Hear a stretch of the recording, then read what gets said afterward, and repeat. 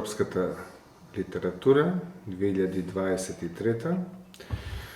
Нашиот подкаст, така несекно наречен Naked Lunch, гол ручек, име кое што ќе мора да го смениме, или како што кажувам на секој подкаст дека ќе продолжиме со ова име, но иако не сум среќен со неговиот назив. Денес имаме подкаст со уште еден учесник на овој фестивал, Миленко Јерговиќ, кој што е познат на нашата сцена. Еден од најзначајните писатели на оваа наша регионална јавна сцена, преведен на повеќе од 30 на јазици и една од оние книги за кои што се уште се зборува кај нас, тоа е Сарајевски Малборо, за која што и добива награда. Потоа ќе зборувам и во самиот подкаст 2003 за Мама Леоне добива награда. И тука наградите се множат, а во издание на Антолог излегуваат Ветроногот Бабукиќ и неговото време и Волга Волга во превод на Ѓоко Здравески. Па би сакал најпрво, господине Јерговиќ, какво е чувството да сте повторно во Скопје? Дали често патувате наваму? Мислам дека исто како што кажа Филип, дека се видовме последен пат пред 2 години, тоа беше на фестивалот Артерија. Tako je. Ja zapravo ne volim da putujem. Jednostavno nemam neku želju da upoznajem nove zemlje i nove krajeve, ne bi išao na Bali, nikad nisam bio u Americi, čak nisam bio ni u Argentini, u Buenos Airesu, koliko god to lijepo zvučalo Buenos Aires. Ja jednostavno nemam želju da bilo gdje idem i plaše me daleka putovanja. Ali postoje neke zemlje, neki gradovi, neka mjesta koja nisu baš jako daleko i u koja putujem zapravo već sad cijeli život i onda sam se navikao putovati. Pa Skopje je jedno od onih mjesta, jedan od onih gradova u kojima sam ja naprosto navikao putovati, pa mi onda to nije problem. I onda mogu ići recimo u Skoplje, a bio bi mi problem ići, ne znam, u Sao Paulo. Zadnji put sam bio, dakle, 2021. godine, u neko potpuno drugčije vrijeme nego ovo. Pritom, to je isto tako bio septembar, otprilike su bili skoro pa isti datumi, ali je to bilo vrijeme epidemije. I to je dakle bilo vrijeme kada se u sve zatvorene prostore ulazilo sa dozvolom, sa COVID potvrdom, dakle u avionima se isto tako letilo sa COVID potvrdom, većina ljudi su imali maske i zapravo je bilo jako malo ljudi i ti ljudi su se držali onako na distanci. I to je iz današnje perspektive bilo nešto jako neobično.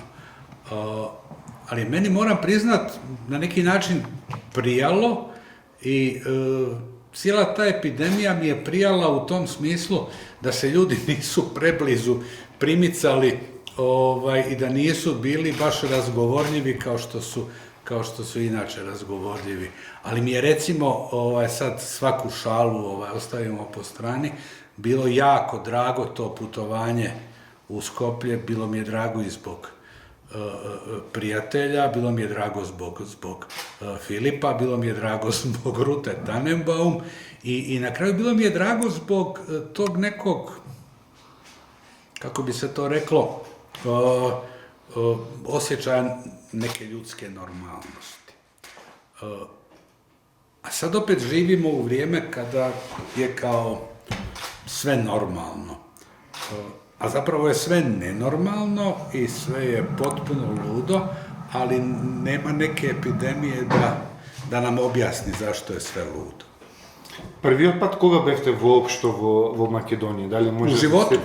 Dakle, prvi put u životu bio sam u Skoplju 1978. Bio sam 12-godišnji dječak i tad sam bio zapravo vrlo kratko u Skoplju i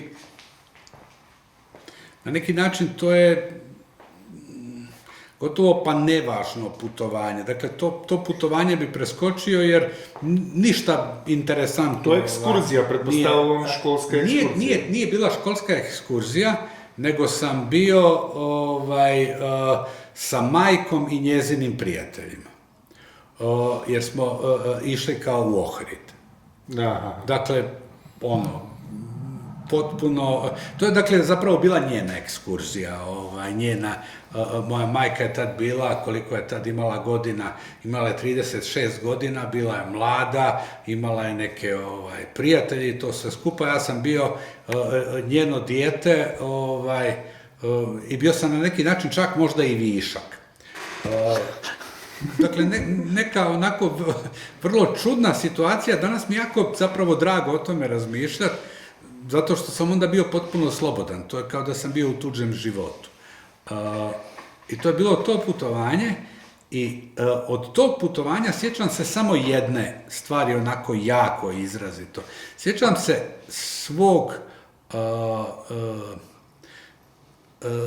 svog saznanja da je prije nego što sam se ja rodio u Skoplju bio strašan potres. I ja sam sad prvi put išao u Skoplje i išao sam u gradu u kojem je, dakle, nekad bio strašan potres.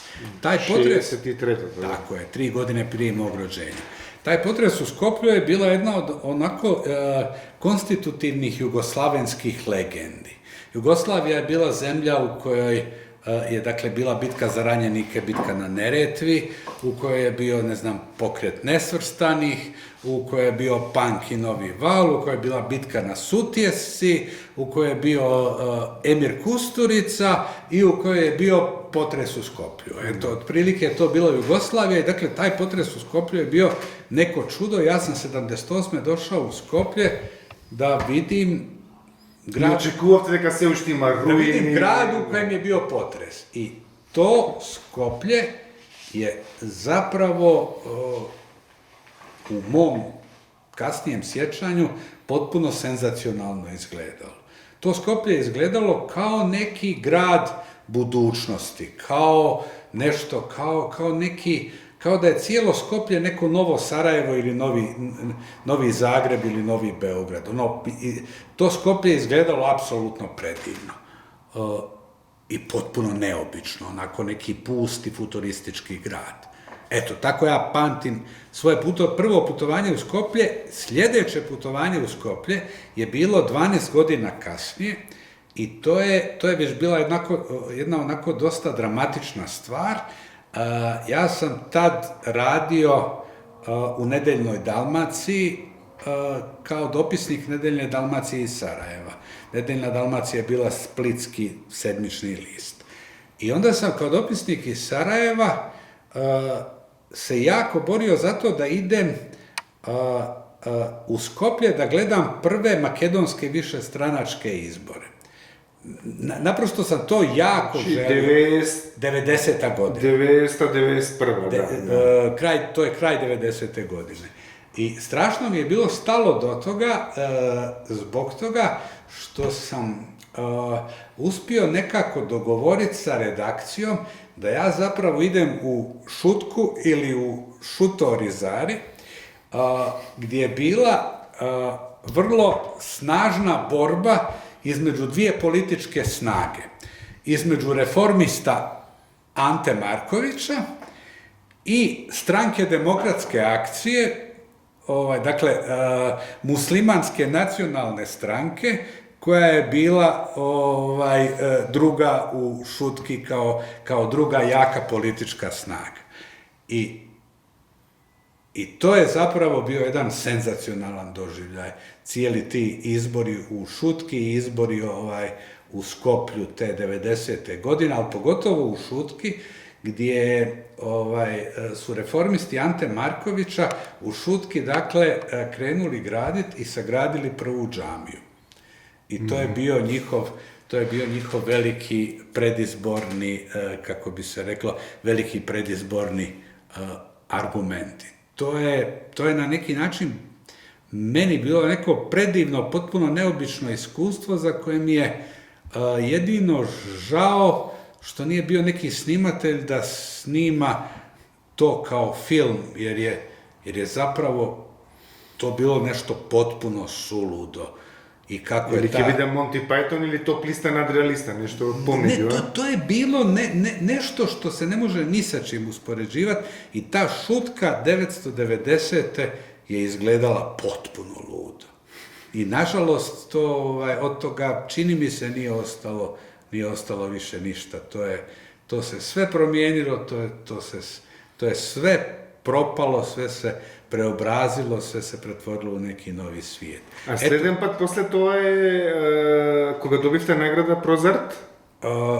Pa ne. Ili pre toga? Ne, i prije Prozarta sam bio 2 puta, ali to su već ova takozvana književna putovanja, to su ova posljeratna putovanja i to je već ovo i to je već lišeno svih velikih čuda, ako čudo nije epidemija covida. To je možda bilo sljedeće veliko čudo u Makedoniji. U svakom slučaju zaključak je da ja volim Makedoniju i da volim Skoplje i da, kako bi se reklo, da sam čak spreman braniti i to kako izgleda ovaj spomenički... Jergović brani Skoplje, ne. Ovaj spomenički centar Skoplja. Naime, meni se čini da će to jednog dana potpuno srast sa Skopljem i da će to postati nešto potpuno normalno i potpuno ok i prirodno, kao što je Eiffelov toranj u početku bio neka nakazno čudo u Parizu i onda su ljudi počeli živjeti s tim Eiffelovim tornjem, tako i s ovim neobičnim. Sigurno da, samo što kod nas ima premnogu kako gidemo pasan na koji što ne im se dopađa, da rečem, Skopje 2014. Kako neli Eiffelovата кула на гиде му пасан. Го спомнавте Анте Марковиќ, кај нас секојаш кога се спомне Анте Марковиќ, човекот поради кого започнаа бананите да се консумираат најмногу кај нас. Волга, значи последната книга што излезе во издание на Антолог, нели, како Волга е едно од најлегендарните возила на овие славјански простори. С тим да на фотографии nije Волга, него Москвич, али nije bitno. Мислам дека Фиќо би било подобро за овие простори, да е Фиќо. Внатре се раскажува за една вистинска приказна, која што подоцна, нели, добива различни слоеви и се претвора во буквална легенда. Дали ќе може да кажеме нешто, да кажете нешто, без да ги откриваме, нели, без сите спойлери, како дојде идејата за оваа книга, која беше круцијалната приказна што ги отвори овие, значи... Pa ovako, neka ideja za ovu knjigu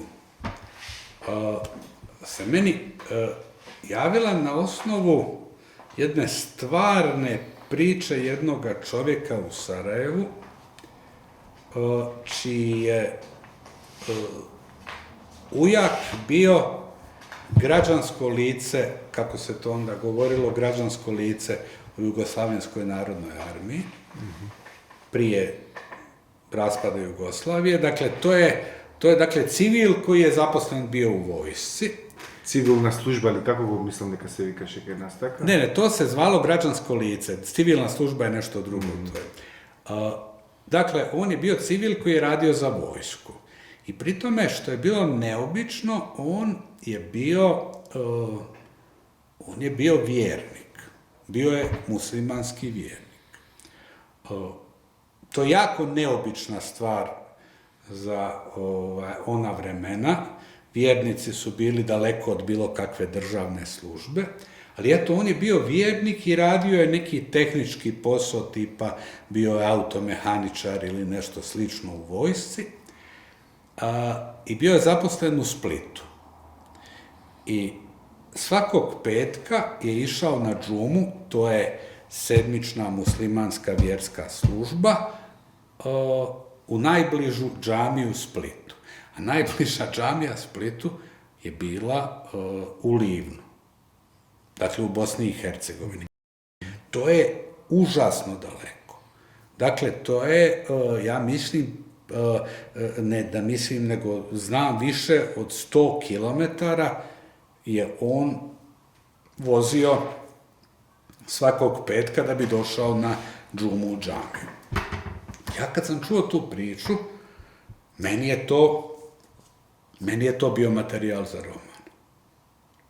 Nije mi trebalo ništa drugo, to je već samo po sebi roman.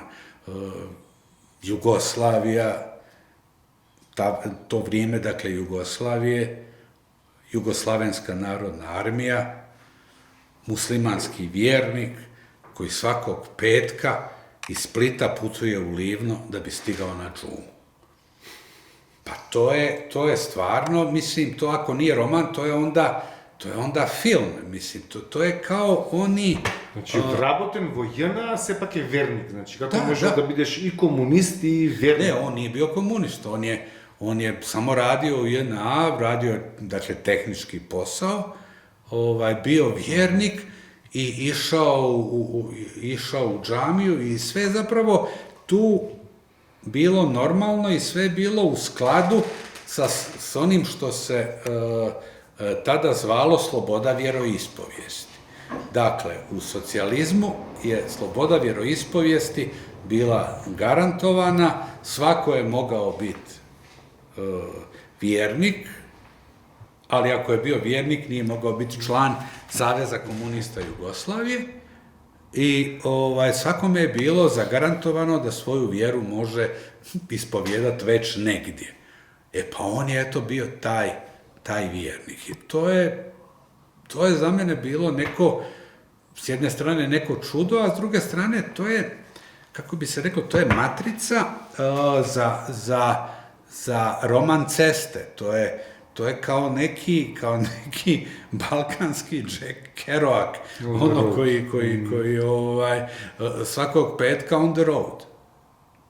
Eto, i iz toga je zapravo počeo nastajati ovaj roman koji govori o nečem sasvim drugom, osim što je ostalo ovo, da imamo čovjeka koji putuje svakog petka u džamiju 100 km dalje.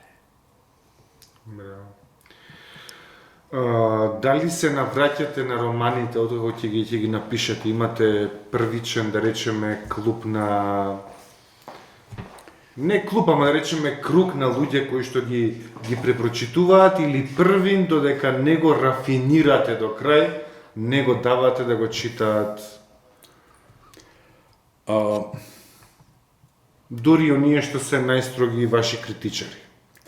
Pa, za početak, ja vrlo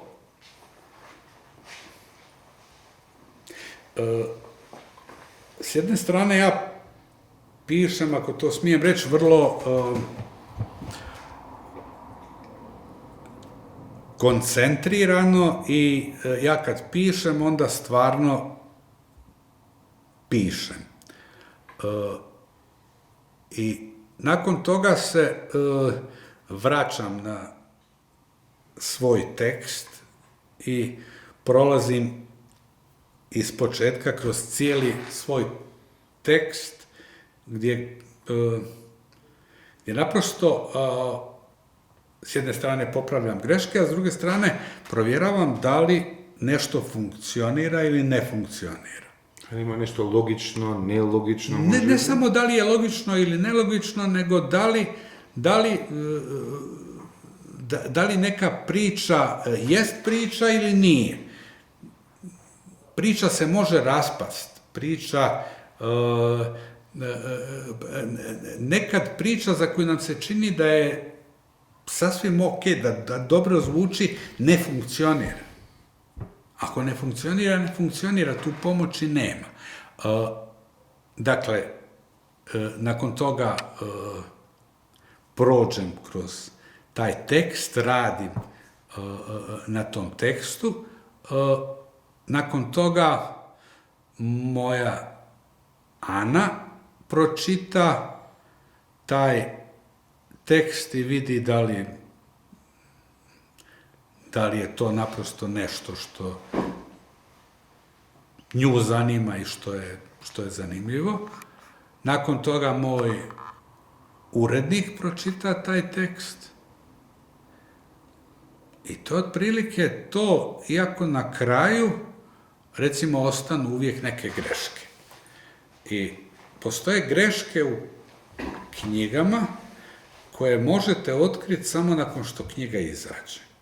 To je zapravo najstrašnija stvar u pisanju. Ja svaku svoju knjigu nakon njenog izlaska pročitam. I tu uvijek postoje neke greške koje ja nisam vidio ni dok sam pisao, ni dok sam čitao tekst kasnije, ni dok ga je Ana čitala, ni ona nije vidjela, ni niko ništa nije vidio, odjednom se pojavi. I to je jednostavno tako i to tako mora biti, to je na neki način noćna mora pisaca i noćna mora, da se tako izrazim, stvaralaštva u književnosti. Zbog toga je, i ne samo zbog toga, uvijek ugodnije čitati tuđu knjigu nego svoju. Ама нема некој посебен рецепт, например, pišu vam od 8 do 10 časova, pišu vam samo na večer, po 3 sati во денот, или... Не знам, оние ритуали на...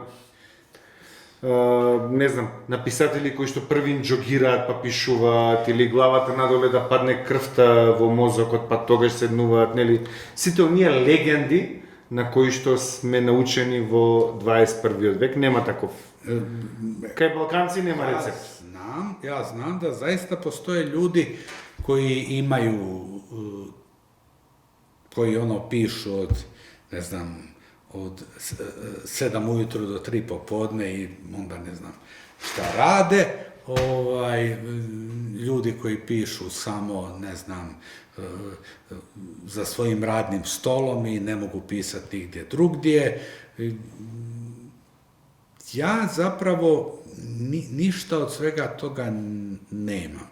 Ja nemam ni tačno vrijeme kad pišem, a kad ne pišem, a otkad postoje kompjuteri, tačnije otkad postoji laptop i notebook,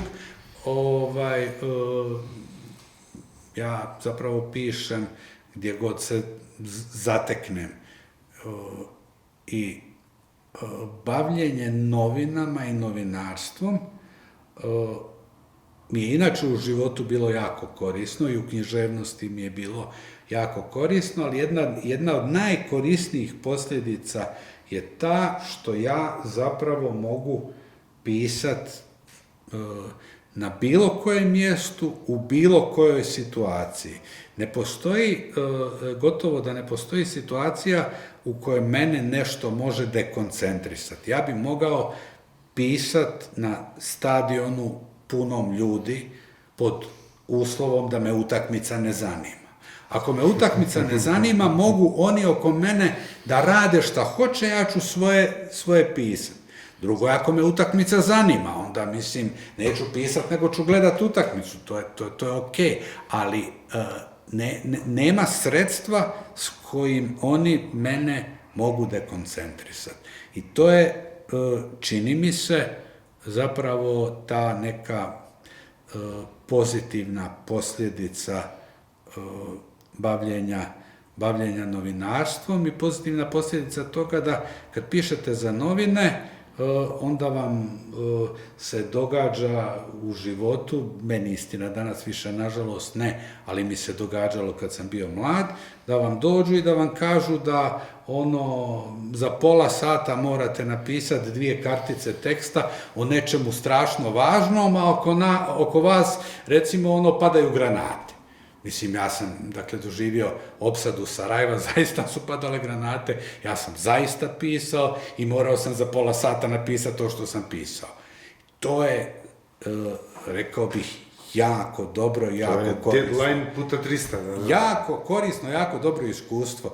I ja bih svakom piscu poželio to iskustvo, jer to s jedne strane mijenja percepciju, a s druge strane to strašno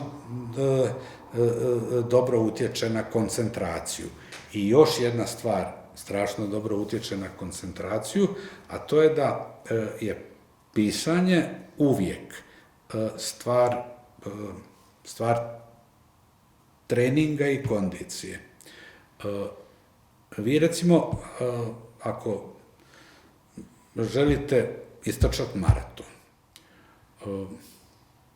i ako se bavite maratonom, vi ćete godišnje, ne znam, istrčati možda 2 maratona ili 3 maratona najviše, bez obzira jeste li trkač amater ili ste nešto više od toga. Ali vi zapravo svaki dan morate trenirati za taj maraton. Čovjek ne mora i ne treba svaki dan pisat svoje književno djelo, svoj roman ili svoju knjigu pjesama ili svejedno šta, ali bi jako dobro bilo da svaki dan piše nešto. Zato je recimo sjajno da se ako se bavite novinarstvom, da svaki dan jednostavno pišete za te svoje novine. Ili da svaki dan pišete svoj dnevnik ili bilo šta. A sad da kažem dnevnik, ako ne je novinar, barem dnevnik da vodi. Da. Jer svaki dan bez pisanja je minus na koncentraciji. I to recimo ljudi ne razumiju. Mm-hmm. 2006. godina seminar za srpski jazik vo Novi Sad. Tamo, znači, se направи jedan таков култ околу вашите дела, што едно чудо луѓе кои што сакаат да учат српски јазик, а претходно живееле во Италија, некои раселени од Босна и така натаму. Знам, се сеќавам, мојот цимер Иван Брајковиќ живее во Италија, од Босна, си ги зеде книгите Мама Леоне, се сеќавам, имаше слика од како All Star патиките, имаше звездата. Да. Мислам дека беше Ренде издавачка. Да? И другата беше Сараевски Малборо, книгата со која што нели и во Македонија. И така се направи еден круг на луѓе собрани од различни места од Европа, од кои што многу од нив беа од бивша Југославија, значи. Сите собрани и си разговараме за вашите раскази. Значи, на некој начин, на тој семинар, семинар по српски јазик, литература и култура во Нови Сад, ја споивте Југославија во едно. Дали сметате дека ако денеска повторно може човек да се потпре на вашите раскази, на тоа што го има напишано Данило Киш, на Анте Томич, нашите македонски писатели, ако луѓето се вратат на музиката на ЕКВ, на Азра, на Хаустор, дали ќе може да се создаде една Југославија која што нема да ги направи истите грешки, што ги направи таа Југославија за која што вие сте сведок на најлошите работи од таа Југославија. Јас и многу од моите колеги од универзитет бевме воспитувани дека ќе растеме во истата таа Југославија која што на крај ги изневери нашите очекувања и не остави без... Значи, бевме воспитувани дека ќе живееме во таа некоја Југославија и надош ни рекоа, ајде сега снаоѓајте се со нови вредности, со нови се. Дали ако ја земеме културата, музиката, филмовите, би можеле да се тргнеме од грешките? Ja mislim nešto sasvim drugo.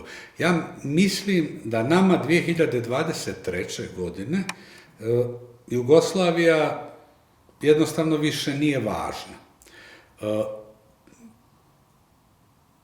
Ja ne mislim da je sam raspad Jugoslavije nešto tragično.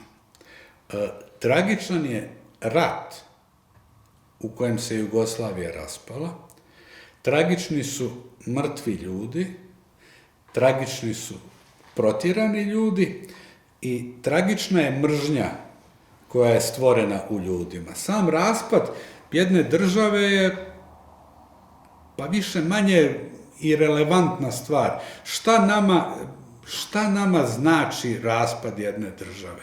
Pa to je kao da vam se raspadne služba društvenog knjigovodstva ili kao da vam ne postoji više jedna pošta nego 7 pošta. Mislim, to možda nije jako praktično, možda je lakše imati jednu poštu, a ne 7 pošta, ali nije to nešto jako tragično i jako loše. Ali, s druge strane, ja mislim da narodima, kulturama i zajednicama koje su bliske po jeziku, po istorijskom iskustvu, po istorijskoj sudbini, koji su bliski po svojim sjećanjima, ono zajedničko je njihova kultura i književnost. I to nije nešto što ovisi o tome postoje li između nas granice ili između nas granice ne postoje. Jer to hoću li ja čitat makedonske pisce je nešto što ovisi o meni i o makedonskim piscima, a ne o tome hoće li granica Makedonije biti, ne znam, sjeverno od Kumanova, a granica Hrvatske istočno od Vukovara ili neće. Granice tu zapravo ništa ne određuju i ništa ne mijenjaju. Recimo, ima jedan vrlo zanimljiv primjer koji govori protiv Jugoslavije. U vrijeme, dakle, Jugoslavije, bugarska književnost se gotovo nikako nije prevodila. Jedini bugarski pisac za kojeg smo mi znali u vrijeme školovanja, našeg osmoškolskog i srednjoškolskog, bio je Elin Pelin. Osim Elina Pelina, bugarska književnost za nas nije postojala. Detski raskazi, da. I ništa se nije prevodilo, ničeg nije bilo. Bugari su, dakle, bili nula. Iz nekih vrlo čudnih razloga, meni dragih i meni bliskih, i u Srbiji i u Hrvatskoj, zahvaljujući nekim uglavnom divnim prevoditeljicama, bugarska književnost je nakon 90. godina stigla na velika vrata i u Srbiju i u Hrvatsku.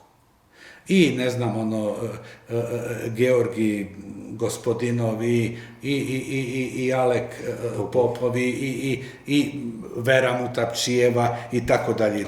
I odjednom je bugarska književnost nama postala važna, a u vrijeme Jugoslavije Bugarske nije bilo. Bugarska je bila apsolutno apsolutno prebrisana sa zemaljske karte. E sad, kako to? Šta se dogodilo? Zapravo se nije dogodilo ništa. Dogodilo se samo to da ne određuju države našu komunikaciju i naše kulturne i književne veze, niti naše kulturne i književne bliskosti, nego ih određujemo mi sami. Ама некои работи беа лектира во Југославија и затоа се чита, инаку како ќе стигне до македонскиот читател Сречко Косовел, например, или па сега во 21 век им Крлежа, ајде да кажем. Da, ali ne stiže to zato... У регистратури никој нема сега во 21 век самостојно да ја започне, ако не е дел од курикулумот од наставната програма. Ne mislim da je to baš toliko važno, da je kurikulum toliko važan i da je nastavni program toliko važan. Važno će biti na koji način mi, kako bi to rekao, na koji način mi međusobno komuniciramo i na koji način mi međusobno jedni druge doživljavamo. Ne znam, Sašo Prokopijev ne postoji ni u jednom kurikulumu, ni u Srbiji, ni u Hrvatskoj. Ili još bolji primjer, Rumena Bužarovska je hit spisateljica i u Hrvatskoj i u Srbiji, a ne postoji ni u jednom kurikulumu, a ona je recimo jedna od popularnijih spisateljica tamo uopće. Dakle, malo je i srpskih i hrvatskih spisateljica koje su trenutno, kako bi se reklo, jednoj intelektualnoj publici u Srbiji i u Hrvatskoj važnije od Rumene. Kako, zašto? Pa eto, zato što je to tako. Istina, u svemu tome postoji još jedna, rekao bih, dosta važna stvar koja je meni bitna i koja je na neki način bitna mojoj generaciji, a za koju bi ja recimo volio kad bi se mogla prenijeti na sljedeće generacije. A tiče se nekog, kako bi se reklo, nekog unutrašnjeg osjećaja i doživljaja stvari. A to je, ja kad prelazim granicu Makedonije, ja pokazujem pasoš ili kao građanin Evropske unije pokazujem ličnu kartu graničnom policajcu. Međutim, bez obzira na taj pasoš i tu ličnu kartu, ja se ne osjećam kao da dolazim u inostranstvo. Za razliku, recimo, od situacije u kojoj, ne znam, dolazim u Austriju ili u Mađarsku ili čak u Bugarsku, ja tamo dolazim u inostranstvo, ja tamo dolazim nekome, pa neću reći nekome u goste, ali jednostavno dolazim u drugi svijet. Ja kad dolazim u Makedoniju, kad dolazim u Srbiju, kad dolazim u Sloveniju, dolazim u svijet koji, bez obzira na raspad Jugoslavije, nikad nisam naučio doživljavati kao drugi svijet. Ja bih, recimo, bio sretan kad bi sljedeće generacije zadržale taj moj osjećaj. Jer ja mislim da bi ovim svim našim zemljama bilo dobro da ljudi zadrže taj osjećaj malo veće širine i malo veće pripadnosti i osjećaj toga da ne znam, vi kad dolazite u Zagreb, da vi ipak, mislim, ne dolazite u Kuala Lumpur i u Pariz, nego da dolazite u svijet koji je bez obzira na državne granice vaš. Родените после 1900 не, родените пред 1906 се уште викаат на наше море кога идат во Дубове. Da, pa da, i to, kako bi se reklo, to jeste naše more. Сега дали викаат така грузиците и ерменците, не знам, за кога идат во Одеса, не знам, наше море, дали. Pa to je zanimljivo pitanje i to pitanje, nažalost, ima velike veze sa ratovima. Ima veze sa onim šta rat učini ljudima. U slučaju zemalja bivšeg Sovjetskog saveza, to je ponešto drukčija priča nego ova naša priča, jer te zemlje se strašno razlikuju po veličini, jer Gruzija i Armenija su dvije male zemlje u odnosu na veliku Ukrajinu ili u odnosu na Rusiju, koja je veća od cijelog svijeta iz njihove perspektive. A mi smo jedna grupa malih zemalja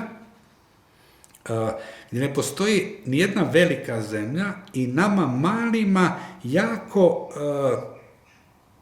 odgovara da imamo veći prostor. To jest da se prirodno osjećamo na svome moru, u svojoj Makedoniji, na svom Triglavu, u svojoj Srbiji i tako dalje. Ali to nema nikakve veze sa Jugoslavijom kao državom, nego jednostavno ima veze sa tim da imamo svoj prostor. Otprilike na onaj način na koji, recimo, govornici njemačkog imaju svoj prostor na cijelom području njemačkog jezika. Jer jedan Njemac se isto osjeća u Beču, u Gracu, u Cirihu i u Berlinu. Pa zašto se i mi tako ne bi osjećali? Eto, ja bi, dakle, htio samo to. Ništa preko toga. Да, ма затоа по-европски ќе се чувствувам со ЕКВ отколку со Биело дугме, например. Затоа што Биело дугме некако ме затвора. И покрај тоа што имаат подолга кариера, некако се поконцентрирани за тоа што е политички контекст на Југославија. Да. А ЕКВ се поартистични. ЕКВ и во Бугарија се слушаат ЕКВ, иако да речем имаат проблем, ај преведи ми го ова, што сакаше да каже. Ne, to je istina. To je jako dobra paralela Bijelo dugme i EKV. To je različito. To je stvarno različito. Арт-политички проект. Да.